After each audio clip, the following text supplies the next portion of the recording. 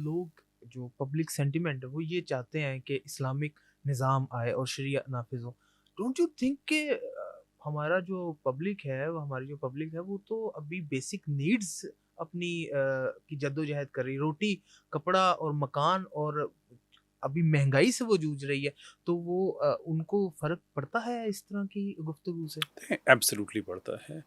تو پاکستان میں دیکھیں آئیڈیالوجیکلی لوگ بہت مضبوط ہیں, اس میں کوئی شک نہیں ہے. ایون پاکستان میں آپ دیکھ لیں کہ ابھی بھی دنیا بھر میں کوئی عالم اسلام میں مسئلہ ہوتا ہے, پاکستان میں لوگ ریزسٹ کرتے ہیں. یہ بات بالکل درست ہے کہ مہنگائی اور ان چیزوں کی وجہ سے لوگوں کو بہت زیادہ سبڈیو کیا گیا ہے, لیکن پھر بھی any day of the week آپ پاکستان میں کسی کو بھی آپشن دیں کہ آپ کو ایک شرعی نظام چاہیے یا آپ کو دوسرا, تو people will go for a sharia system.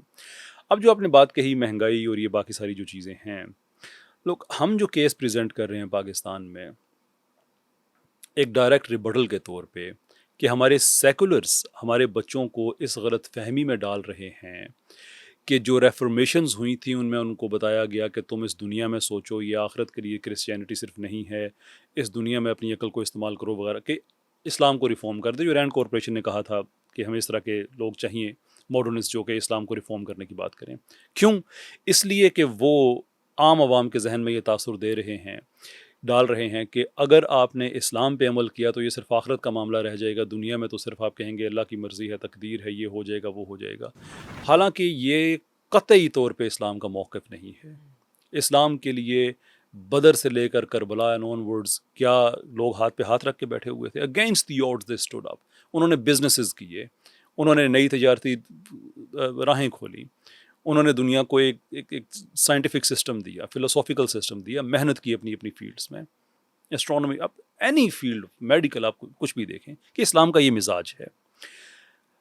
ہم لوگوں کو جو اویئرنیس دے رہے ہیں وہ یہ ہے کہ اسلام آخرت کا معاملہ تو اپنی جگہ پہ ہے ہی, لیکن چونکہ آپ کو دنیا میں بھیجا گیا ہے تو آپ مہنگائی ختم کرنا چاہتے ہیں, آپ اسلامک سسٹم لے کے آ جائیں. کوئی جذباتی بات نہیں ہے.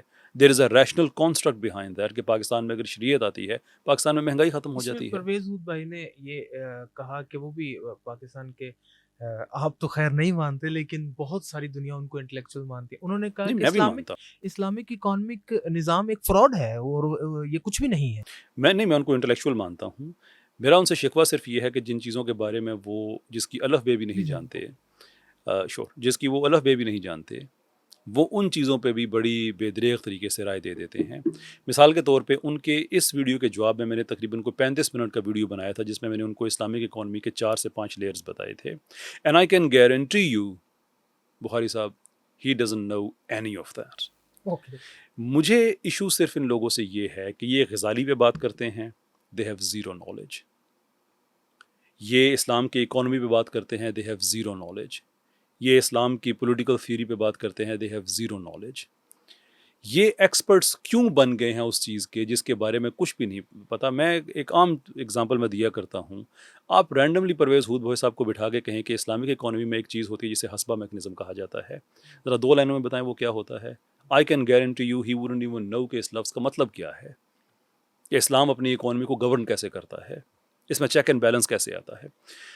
تو جس آدمی کو یہ بیسک باتیں نہیں پتا اس کو اسلام کا ایکسپرٹ بننے کی ضرورت نہیں ہے. یہ کر کیا رہے ہیں دیکھیں, رینڈ کارپوریشن نے جو آئیڈینٹیفائی کیے تھے مختلف قسم کے مسلمان, اس میں انہوں نے ایک طبقہ وہ بتایا تھا کہ جو لوگوں کو یہ کنونس کرتا ہے کہ Islamic system out of date ہو چکا ہے. اس میں سید مزمل صاحب آپ کو نظر آئیں گے, اس میں آپ کو پرویز ہود بھوئی صاحب نظر آئیں گے, اور یہ وہ لوگ ہیں جو علمی طور پہ اتنے کمزور ہیں کہ جب اسلام کی تاریخ کے بارے میں بات کرتے ہیں ان کو یہ بھی نہیں پتا کہ وہ نظامیہ انسٹیٹیوٹ جو امام غزالی کا تھا اس کا اور درس نظامی کا آپس میں کوئی تعلق نہیں ہے, 600-700 سال کا فرق ہے, لیکن انہوں نے اس کو آپس میں جوڑا ہوا ہے. یہ معتزلہ جو ایک گروہ گزرا ہے, یہ ان کو گلوریفائی کرتے ہیں کہ وہ ریشنسٹ لوگ تھے, وہ عقل کے, حالانکہ وہ عقل کے خلاف تھے, وہ عقل کے حق میں نہیں تھے. نہیں, اسلام میں ایک گروہ گزرا ہے, نیچے تو کل کی بات ہے, یہ بڑے ابتدائی دور میں ایک گروہ گزرا ہے کہ جن کو کہا جاتا تھا کہ یہ ریشنلسٹ تھیولوجنس ہیں. خوارج کے بعد کی بات ہے، خوارج کے بعد خوارج کے بعد کی بات ہے. یہ وہ لوگ ہیں کہ جو قرآن مخلوق ہے یا نہیں اس طرح کی بحثیں کرتے تھے، اور یہ کہتے تھے کہ جہاں پہ آپ کی عقل اور وحی کا آپس میں کلیش ہو جائے تو اپنی عقل کا استعمال کریں. نا ٹو دس ایکسٹینٹ آپ کہہ سکتے ہیں کہ یہ اقلیت پرست تھے، لیکن یہ کہہ دینا کہ یہ صرف عقل کو مانتے تھے، اسے پروموٹ کرتے تھے، یہ اس لیے غلط بات ہے کہ وہ دہشت گرد لوگ تھے. وہ لوگوں کو مارتے تھے، وہ لوگوں کے گھر میں بیٹھ جاتے تھے. ان لوگوں نے اپنا پورا ایک انکوزیشن کا سسٹم بنایا ہوا تھا جس میں لوگوں کو یہ جیلوں میں رکھتے تھے.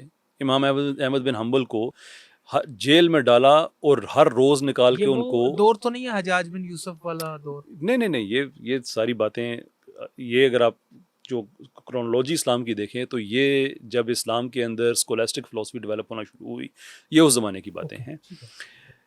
تو یہ لوگ امام احمد بن حنبل ان کو یہ جیل سے نکال کے روز کوڑے مارا کرتے تھے. اب سوال یہ ہے کہ اگر یہ لوگ اقلیت پرست تھے تو یہ لوگوں کو اپنی عقل استعمال کیوں نہیں کرنے دیتے تھے؟ سر یہ جملہ میں اگر میں پورا کر لوں. یہ کون لوگ تھے؟ معتزلہ. یہ احمد بن حنبل، امام احمد بن حنبل کو کوڑے مارا کرتے. یہ ان کی میں نے ایک ایگزامپل دی ہے. یہ جتنے پرومیننٹ اسلامک فگرز تھے یہ ان کے گھروں میں بیٹھ جاتے تھے کہ جب تک ہماری بات نہیں مانو گے تمہیں سزا ملے گی. ان کا جو ان کی انکوزیشن سسٹم تھا، ان کا یہ تھے عباسیوں کے دور میں، لیکن ان کو بعد میں پھر یہ جو پروجیکٹ تھا سارا یہ ان کا اپنا تھا. یہ ان کو حکومت بھی ملی. تو یہ کرتے کیا تھے کہ جب تک آپ ہمارے نظریے کو نہیں مانیں گے آپ کو جرمانے سے لے کر سزائے موت تک کوئی بھی سزا ہو سکتی ہے.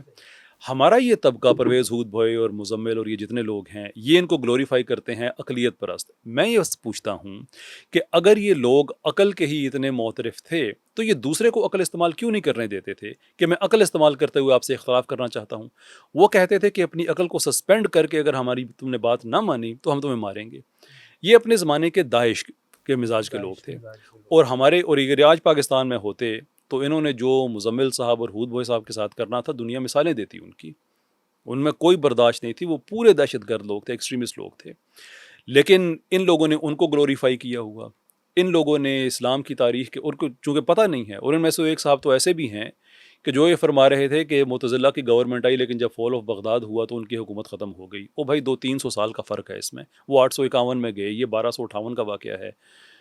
یعنی یہ آپ کو میں مثالیں اس لیے دے رہا ہوں کہ اسلامی تاریخ کے بارے میں یہ کچھ نہیں جانتے، اسلامک اکانومی کے بارے میں کچھ نہیں جانتے، لیکن ایسے ٹانگ پہ ٹانگ رکھ بیٹھ کے دانشور بنے بیٹھے ہوتے ہیں ٹوٹل نیریٹو جھوٹ پہ، لا علمی پہ. اب دیکھیں اگر آپ کا سارا نیریٹو ہی 2 پاسبلٹیز میں سے کسی ایک پاسبلٹی پہ کھڑا ہے، آئدر لا علمی اور ا پیور لائے، جھوٹ ہے یا لا علمی ہے، تو اگنورنس لا علمی میں وہ آ جاتا ہے نا.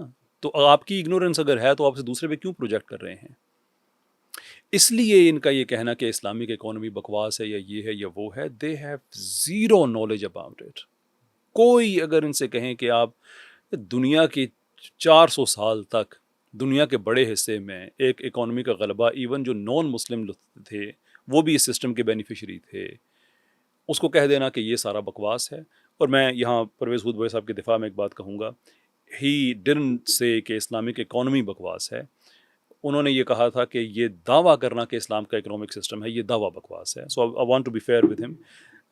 لیکن میں یہ سمجھتا ہوں کہ پرویز ہود بھوئے صاحب کا یہ دعویٰ بذات خود ایک بکواس ہے.